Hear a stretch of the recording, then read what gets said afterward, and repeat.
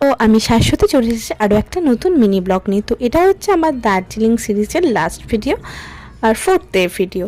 So এই দিনকে সকাল সকাল আমরা সবাই রেডি হয়ে বেরিয়ে পড়েছি বাড়ি ফেরার উদ্দেশ্যে। তো এই রাস্তাটা দিয়ে এই কদিন ধরেই আসছিলাম, তো একটু চেনা চেনা তো হয়ে গিয়েছিলই। তো প্রত্যেকবার আমরা ভানু ভবনের সামনে থেকেই গাড়িতে উঠতাম, সেরকম এবারে উঠেছি। তো এখন আমরা আমাদের প্রথম ভিউ পয়েন্টে এসে গেছি। এটা ছিল সীমানা ভিউ পয়েন্ট। ভিউ পয়েন্টটা তো দেখতেই পাচ্ছ, ভীষণই সুন্দর ছিল।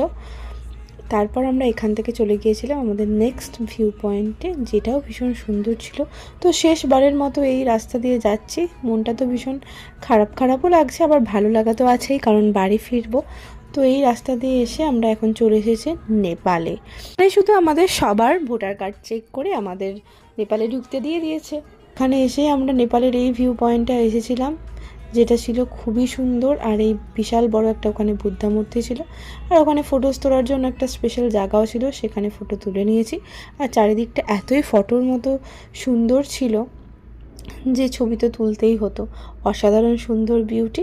তারপর ওখান থেকে আমরা নেপালের যে লোকাল মার্কেটগুলো আছে ওই মার্কেটে টুকটাক শপিংও করে নিয়েছি। আর এত ব্যাগস দেখছো, এখান থেকে একটা ব্যাগও নিয়ে নিয়েছে। এই যে তারপর চলে এসেছি আমরা গোপালধারা টি এস্টেটে।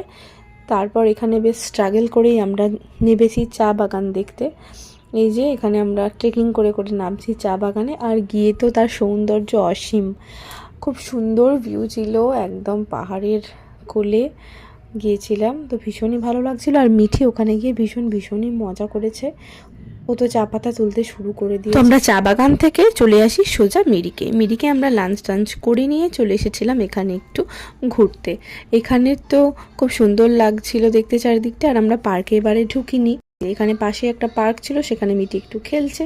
তো তারপর আমরা এবার রওনা দিয়েছিলাম আমাদের নেক্সট ডেস্টিনেশন, অর্থাৎ আমাদের বাড়ি। তো বাড়ি ফেরার এবার পালা।